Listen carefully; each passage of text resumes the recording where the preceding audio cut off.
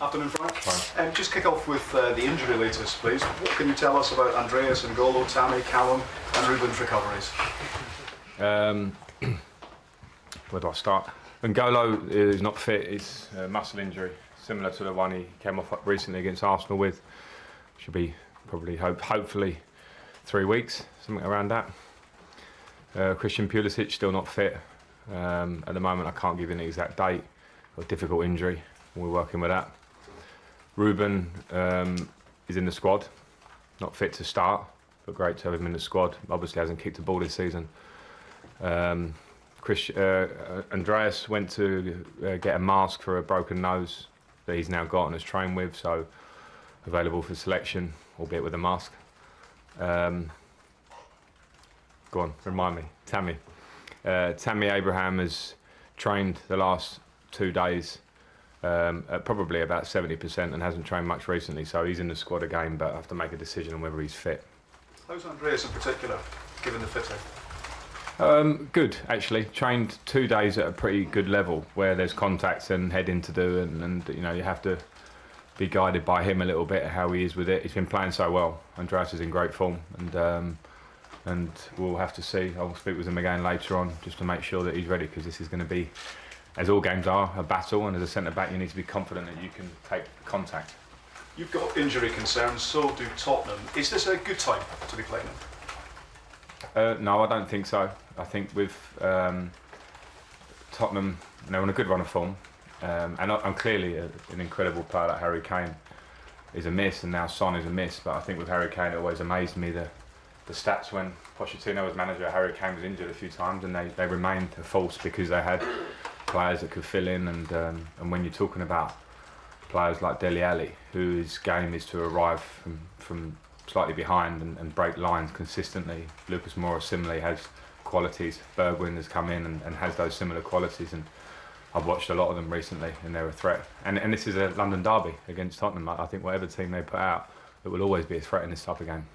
What reaction are you expecting from Chelsea fans to Jose's return to Stamford Bridge as Tottenham manager?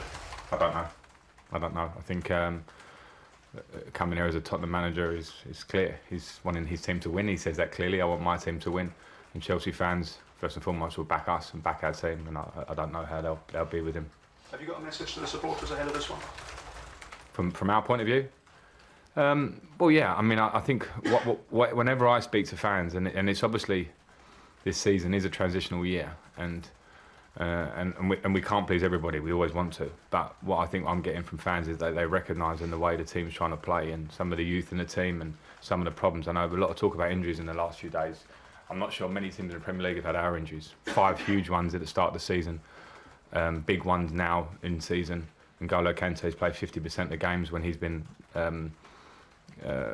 basically a regular starter for the last 4 years in the Premier League. Ruben, as I say, hasn't kicked a ball yet. We've got a lot, so I think the fans respect that, and they see what we're trying to do. But we want to win games, so you know they will be there to support us. This is a huge game. I think it's not a bad timing of a game of its type for us. We need to stand up. We need to fight. Tottenham are 1 point behind us. Teams are close behind us, and we need the fans with us. And the players will give everything tomorrow. I can say that now. I know they'll go out with the right intentions to give everything. It's going to be difficult to get a result, but they'll give everything. Are you feeling the pressure? I always feel it, because this is top sport, and if we were in Liverpool's position, I'd still feel the pressure, because any manager worth their salts, any player worth their salts should want to do the next thing, not rely on last week. It's always about what you do next. So I thrived on it as a player, I thrived on it as a manager. I've enjoyed this week. I've enjoyed it. We lost against Manchester United. I hated the fact that we lost against Manchester United. It was a difficult night's sleep after that. But waking up the next day, I thought this is a great challenge for us. It's not that we are playing where we're struggling to find ways to create chances. Of course we're conceding when we don't want to, and a lot of those are individual mistakes. But there's a lot of stuff that I can see there that is a work in progress. And I knew that at the start of the season. I knew that. Everyone was probably writing us off for top 4.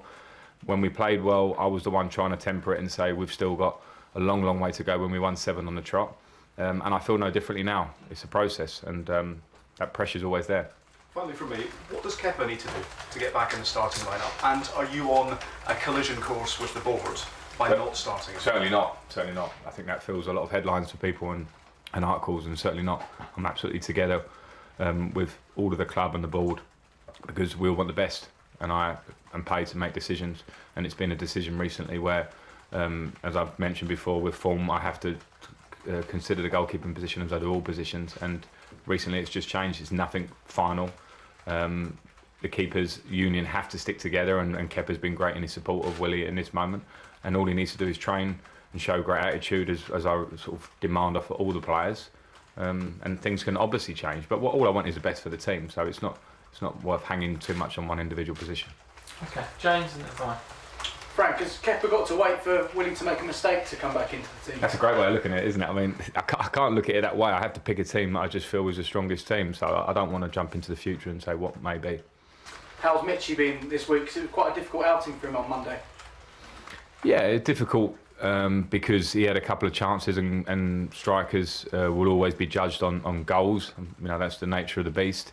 And we know at home we've created a lot of chances in so many games and haven't finished them. That's not just Mitchie, that's the team issue.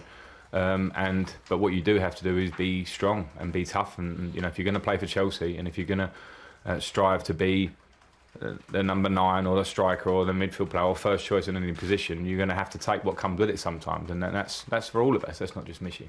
Are you expecting Jose to have a trick up his sleeve this weekend? Considering he's got no attacking players, he might have to do something slightly unusual to get a result. Yeah, I mean, he has got attacking players. Let's get it right. You know, as I said before, Dele Alli for me in his best season at Tottenham was playing up and alongside Harry Kane pretty much. Lucas Moura scored a hat-trick in the Champions League semi-final last year, and there's an incredible talent on the ball. There are attacking players. Will Jose Mourinho set his team up smartly? Yes, because he's a fantastic manager. They certainly have attacking players that can give us problems. Has your relationship changed with him now you're both in full-time management, in charge of rival clubs? No, because our relationship after working together, I was a player and he's a manager, obviously, it changes. You know, once that changes and I moved on, it changes, and it's not changed in any way. I wished him well when he got the job. He wished me well when I got this job. So no, we're very amicable and respectful, I think, of each other. Of course, we want our teams to win. Just finally from me, you mentioned at the top there that it's a transitional season, but considering all the factors, considering the position Chelsea have been in earlier on this season, would it be a failure now if you didn't make the top 4? Well, that's for everyone to judge. Everyone has their own opinions. From my point of view, I work game to game to see where we can get to. And as I say, I think a lot of eyes were drawn to the transfer ban, rightly so. A lot of eyes were drawn to the youth in our team. I get that. But what I mentioned there about the injury situation has been a big issue as well for us this season. Major players for us. So there are a lot of variables. What we do know is we're in 4th position now. We have a lot of games to go with it in our hands to try and finish the job and come in the top 4. It's going to be tough. Everyone's fighting for the same thing. Everyone's fighting. All those teams around us have recruited well, are strong squads, of great managers. So no, you're not going to get given anything. We have to try and earn it over the next few months. For sure. Hi Frank. You mentioned that you've enjoyed this week. What's the reaction been like from the players in training? Good, very good. A day off on Tuesday for them, which was needed. Again, the frustration of the players afterwards is that they didn't win a game against Manchester United when we played a lot of good stuff. Now, we're not naive. We know that we can't concede goals from set pieces where we lose our man. We know that we can't have moments of sloppiness which has dropped us points this season.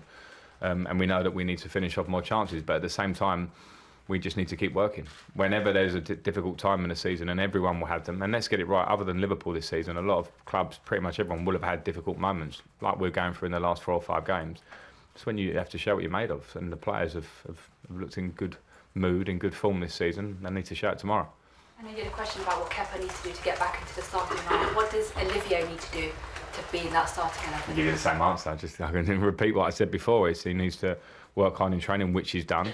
I think with Ollie, he had a very difficult December, because we all know, I was asked here every few days that he may leave, and that's a difficult position for a player to be in. And when I spoken to him just before the break, he said himself he needed few weeks to get properly fit. It had been a difficult time. That's why he wasn't really available to start against Manchester United. But the way he's worked this week, he's available to start. He needs to keep doing what he's doing.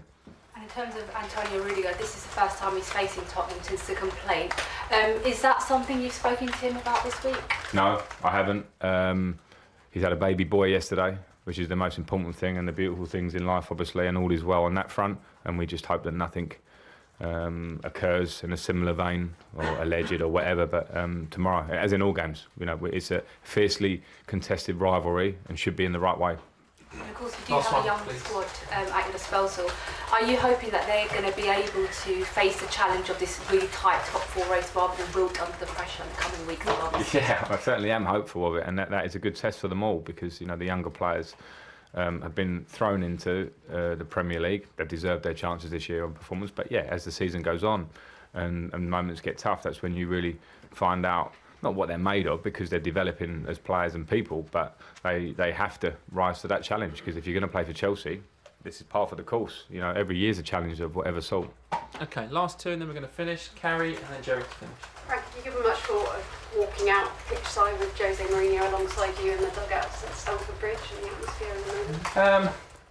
No, not really. I mean, I've been up against him now twice as a manager, and I've got huge respect for him. And I've actually just been caught up in the idea of how do we win this game against a manager, as I said before, who's a hugely talented manager. His trophies and medals speak for themselves. So I've got respect for him, but I'm not considering so much the personal, individual battle between me and him.